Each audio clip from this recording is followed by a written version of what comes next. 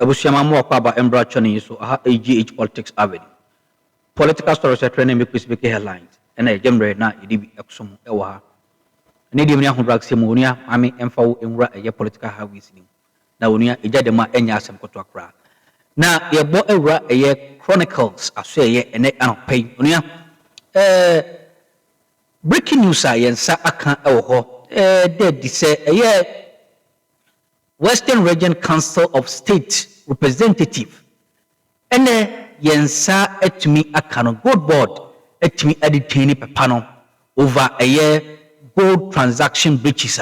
Unia ene Chronicles edi ababontin so a yenso yagipene na yetubi edi egu eyentintan fidie no so edi amount. Flyer no ena ye project ato screen so no na yendomu esuko kakra. Ghana Chronicles breaking. Goldbod detains Western Region Council of State Representative over gold transaction breaches. Enti na di hono yensan embo enwura yensem fufuruma onia eno so e contain fire enye asem koto akra. Chano so am say ha saying AGH Politics Avenue. Yenko yensem fufuru. Now, yesterday we had occasion to look at some utterances that my very good brethren, Captain Smart, made on live TV. We were talking about the yellow Lambo. Somewhere in January last year, 2025, Capo di Tutti Capi had to go in, my brother, my sister, and pick up a certain yellow Lambo that flashed on your screen a few seconds ago, my brother, my sister, and it was the talk of town all over Ghana and beyond, because the new owner of this Lamborghini Urus, yellow in color, was not a mere person, a dancehall artist renowned and known across the length and breadth of this country called Ghana. It was in January this was picked up, and they decided to keep it quiet and very low, my brother, my sister. And the reason was that Shatawale, real name Charles Ni Amamensa, wanted secrecy around this. He likes to protect his brand the best he can. If the news gets out that my yellow Lambo has been stolen, or better still taken away from me, it's going to cause panic amongst my people. They will realize that I don't drive it anymore. And if they see it in the custody of the authorities, they will start to say things. For that matter, let's keep it all quiet.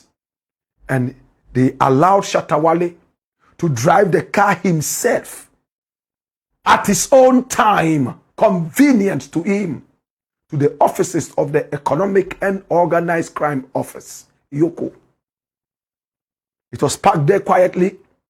They spoke to him and told him that they were running a series of investigations as ordered by the FBI, the American justice system. And therefore, Shatawale should take it easy. He was told right there and then that the car was one of interest. Somebody who had been involved in some dubiousness, some kind of wire fraud, email fraud, was the owner of this car, and his name was Nana Amwa. Now, Nana Amwa, as pictured here, had been taken to a court in Kentucky, and there he was found guilty of a crime that included money laundering and wire fraud, up to the tune of almost $1 million American dollars. Less than what Hajia for real and her cohorts had robbed from American people. My brother, my sister, having been convicted, now this is where the real story is. When this guy made his money, what he did was to use part of the money to acquire goods and services, some of which he shipped to Ghana. Now, when you look at the court documents that I'll be showing you pretty soon, the man who went into Shatta Wale's house with some other Iyoko people present and police mentioned what he took from the car, from Shatta Wale's house, what he saw. This is what is called the inventory. He took inventory of the things that were in the car. And Shatta Wale showed him a document that I have the documents of the car. And when it was checked, it was nothing but duty that was paid for the car. That is not enough. My brother, my sister, and it bore the name of the suspect in jail by name Nana Hamwa. He was told that this was a criminal who had been convicted, and for that matter, the car was one of interest. And that was it. From January, everywhere was quiet until August, when Shatta Wale himself came out and made it known all over Ghana via social media that Iyoko had given him a raw deal. They came to his house with guns cocked and tried to put fear in him. They wanted to take his yellow Lambo, but he had shown them documents and they were still adamant.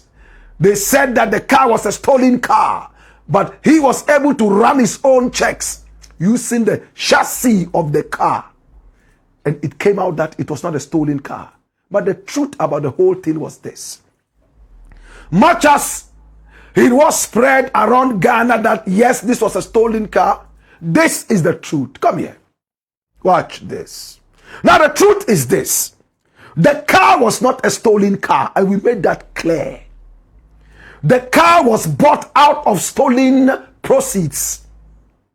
If you steal money, and then you use the stolen money to buy a car, the car is not stolen technically, but it is illegally acquired, in the sense that you use stolen money to be able to get that. That is what is called money laundering. You try to legitimize dirty money. Better still, you try to clean up dirty money. For instance, if I steal 1 million, God forbid, American dollars, and use that to buy cars legally, and I am selling, of course the cars are legal, but what is the source of the money? Theft. So Shatta Wale was told this, and then he went back. Now, in August, a blogger went out and put some of the news out. Shatta Wale is no more driving his yellow Lambo because it's been seized by Iyoko under Raymond Archer. And the news went viral. Shatta Wale saw this and got angry. He felt that Iyoko had leaked the news to this blogger. We are told another blogger also said similar things. And Shatta was totally mad about this thing. Oh, we decided that we're all going to keep quiet about this. How come, Iyoko, from January, when you took this car, you have been quiet until now? And Iyoko was forced to come out with a press statement to say what exactly happened and how the car was taken away. Anything could have happened. Somebody could have seen the car on the premises of Iyoko. People go there in and out. It's a public place. And they knew that Shatta Wale was driving that car and probably could have leaked some information to anybody. Of course, Iyoko itself could have leaked the information to any blogger. That's if they did it. That was where all the problem started. And Shatta Wale was picked up again. Fans came up on the street demonstrating that Shatta Wale must be freed. He was locked in there, I think for a day. And then, whatever papers were signed, they went away. They continued to talk about the Lambo issue. And at a point, Shatta Wale himself said, you know what? I am not interested in this Lambo issue anymore. Take it away. But a document was supposed to be signed to say that you have relinquished all your interest in the Lambo.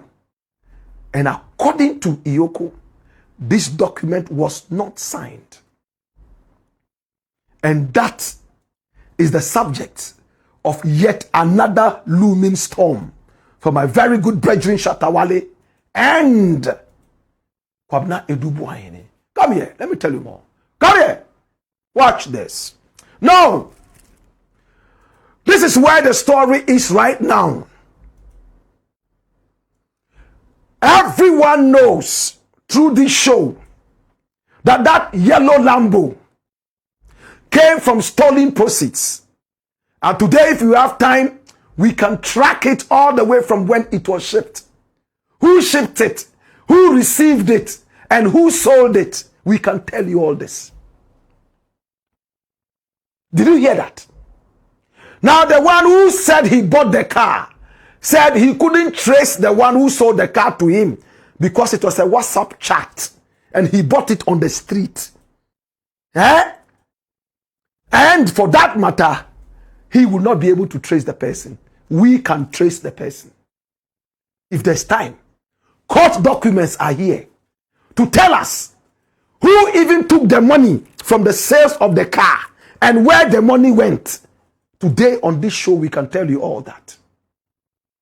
But remember, we are fighting crime and not personalities. My brother, my sister, let's go into it. Now, the guy called Nana Amwa decided to ship the car to Ghana for his brother to pick up. Go through the court documents and take me straight to the point where the gentleman gives his affidavit. Okay? Where he tells us how he went into Shatter's house, what he saw, the inventory that he took, and where the car went. My brother, my sister, and this is a 37-page document. Whilst MCR is trying to sort it out, let me just tell you how it started. Watch this. The thing was shipped into Ghana to a gentleman who picked it up, and we shall give you his name. And when he picked it up at the port, he signed for it, paid for it, and also transferred the car to a brother of Nana Amwa in Ghana. And they sold out the car. When the car was sold, we shall tell you how much. He took the money, and Nana Amwa gave the instruction that the money should be given to his mother. Because as for him, he was already in prison. My mother will need this money. So the money went to the mother. My brother, my sister, Shatawale got the car from Edubuahene. An alleged car thief, the king of stolen cars, Edubuahene, dirty thief, dirty thief. He used his office allegedly at the NSB, National Signals Bureau, and he became the capo of stolen cars. And this is what every Ghanaian should stand firm and fight and never support this guy one bit. Look at how he did it. You, this guy, you are in London, struggling in the cold. Somebody told you, you know what? You have worked very hard. You've been able to pick up IT. You are good with it. Ghana needs IT right now. People are talking about digital. Come. He came. And he rose steadily. Small. He became Nana Addo's pet boy because he was helping Nana Addo steal elections. He and that guy, very soon we're going to bring him out too and put him out. They helped Nana Addo steal elections. There were those who were hacking the EC systems and jamming up things during elections, and this could have caused a civil war in Ghana. Do we all remember? This is the guy I'm talking about, Edubuahene. He had a way of receiving all the stolen cars from the United States, from Canada, and in the name of the national security, Nobody dared stop this guy on the road. This was the king. Bigger than his own boss at the national security. Because Nana Addo, he was able to convince Nana Addo to open for him his own outfit. A new one called NSB, National Signals Bureau. The very first boss of that thing was this guy. Because he told Nana Addo, you know what?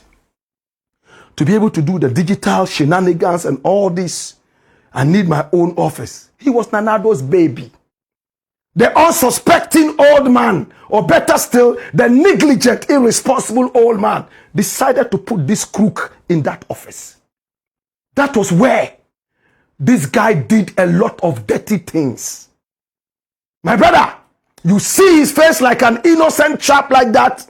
When you look at the evidence against him, as alleged, you will shiver. And we've given you enough evidence so far.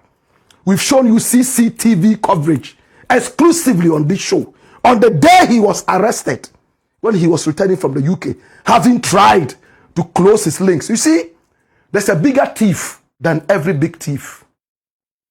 I'm telling you. There's a master of a big master.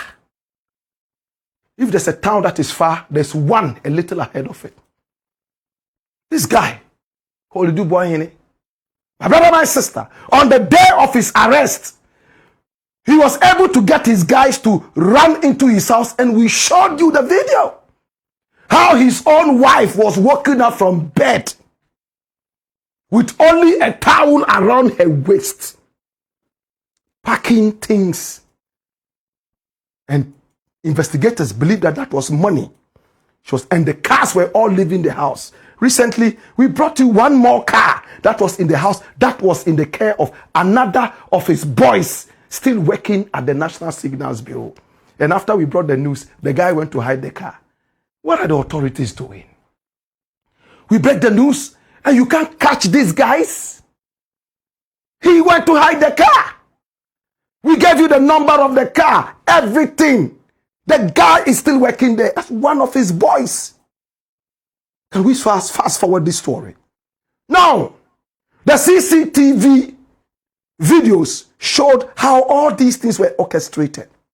We saw how his wife was in towel. In fact, there was even a portion where the towel went off and everything was showing. But out of decency, we decided to close it. True? Maybe we need to recap that, right? Maybe we need to recap it briefly. Run it. Okay? Just watch how it unfolds. Oh my God.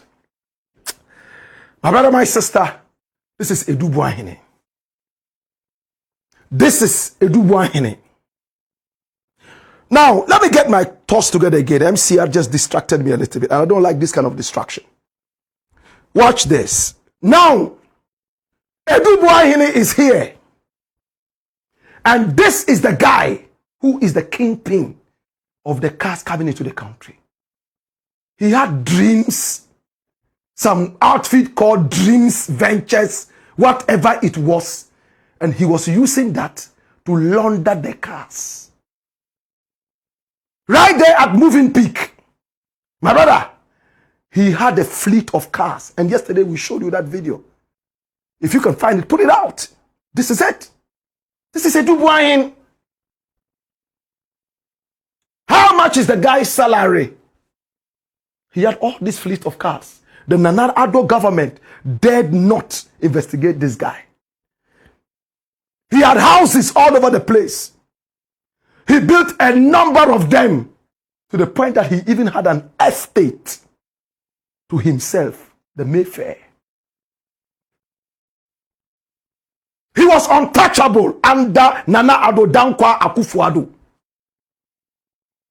He could abduct. You know what that word means? Capture, kidnap anybody and take them into holes, discipline them in courts, threaten them, all in the name of national security. Can we stick to the topic?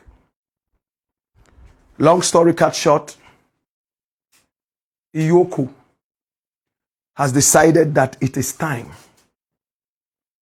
to take the cars that have been seized as ordered by the FBI and the American justice system. And therefore, the writ is in court. But before I show you the writ briefly, which is already out there, more cars were seized from Ďětǎin. You know how these cars are being traced time after time? Iyoko keeps his nose, his ears to the ground. And every now and then, there is a car here, there is a car there owned by Ďětǎin. Can I show you some of the cars that Iyoko just picked up in addition to the others? I've decided to blur some of the numbers. Look at this. Maybe we should show the numbers so people will see that this is real. My brother, my sister, this is one of the cars. Look at this. It's an Escalade, isn't it?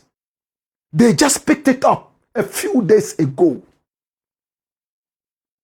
And if I tell you how this was picked up, you would laugh. You would see that this guy is a psycho. But I'm not permitted to say it. It's serious. Roll the cars. These are cars that Ďětǎin owned. And all these are stolen cars. Remember, not like the Lambo. A car bought out of stolen proceeds. These ones are stolen cars. One after the other. And these cars are all going back to where they were stolen from, the United States of America.